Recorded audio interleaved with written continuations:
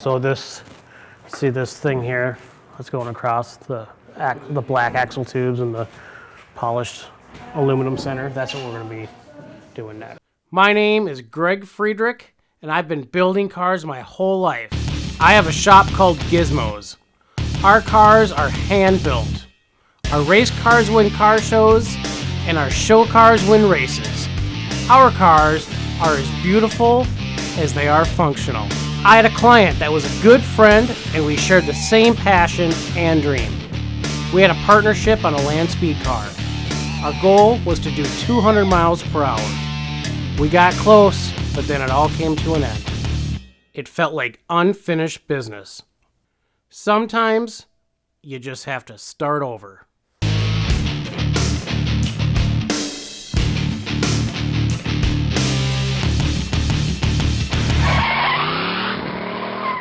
Super good. Right, everything's speeding. How's the lighting? Go. Okay, well now I gotta figure out where to start from. See, it's not easy. I'm gonna just start taking off this cover here while you explain. I've got all the bolts out. There's a lot of them. So we have our mock-up rear end. Mock-up meaning that this is not the rear end we're gonna use, but it's similar and in size and style.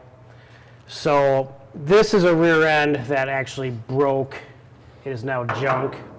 This is what's called a quick change rear end. So what makes a quick change is business in the back here. That's where all the fun is. Normally you have your yoke, which connects right to a pinion gear, which drives your ring gear. In this case, coming off your yoke goes all the way back and drives a gear back here. So your yoke is driving your bottom gear, which drives your top gear, which is your actual pinion gear that rotates the ring gear, which makes your axles turn, which makes your tires turn. So we can change these gears really easy. It literally takes 10 minutes, full circle, draining fluid, taking the cover off, changing gears, putting the cover back on, full of oil, down the road, 10 minutes. So you can see, oh, there's no gears in there? no, I try to whisper. I didn't want to ruin the tape. No. After you blow up a rear end, the only valuable parts left in there are the two gears that we're trying to show you. These aren't the gears. So we robbed the gears out of it. But you can see the splines on the shafts here. So we got a gear that goes here and a gear that goes here, and they mesh together. That's what makes it a quick change rear end, because you can literally change it really quick. Used a lot in sprint cars, hot rods, and land speed cars. So we can change the gear ratio really quick between runs.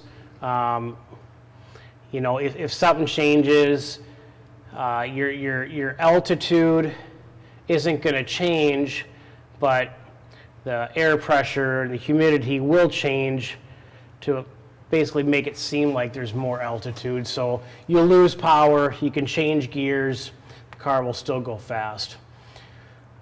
We're going to be using this until we get our new rear end. So this will help us with tire placement and just be able to kind of get a real good idea in how much space it takes up and where we can put things around it. With the rear end, do you want to get out of the shop? Yeah, let me Brennan? get out of here. I'm just sitting here You're just breathing. being weird. Yeah. Just breathing What's that into the kid mic. still doing in there? Yeah. Brennan's had enough. Just Get panting. me out of here. I'm going to go sit in my room. Don't That's touch the most anything. graceful part is getting like out of the car. Operation. Yeah. So being that we have the mock-up rear end in, now we can start figuring out where our tubing is going to go for the chassis. Now most of that is kind of already figured out, but it is important. Now we can determine how much clearance we need for travel, exhaust, all that stuff plays an effect. The next steps we're going to actually do are building stanchions off of our jig table here to hold our chassis tubing. We're gonna, the main frame rails, the frame rails that go along the rockers, and our cross member frame rails. That's going to be the next steps. We'll also be making tire mock-ups. So what that is, we're actually going to be cutting out the size of a tire without having the tire. So we'll just make some plywood kind of knockouts. They'll go right on the axles here. It'll make things more visible, which gives you a better understanding as far as clearances and how you can build around it.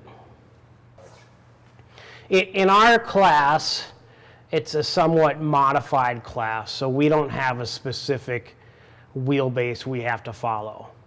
Most of the classes you do, you have to follow what the rules say within their wheelbase. So it's not a lot of messing around you can do, but we can play around with it to make it more aesthetically pleasing and more functional. So we can push it back just slightly, which will help the car being more stable at high speeds. But it also makes it more difficult to turn on the street. So you got to look at that too. Most land speed cars aren't on the street. So what we're doing here makes everything more difficult.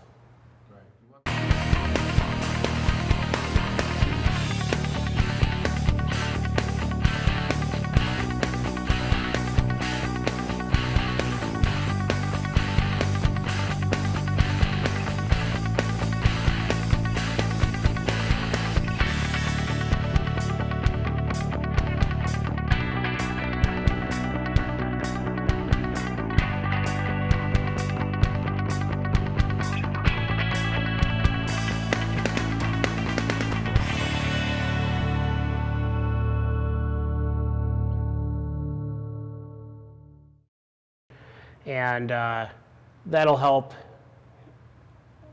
with that crap. I kind of lost my place there.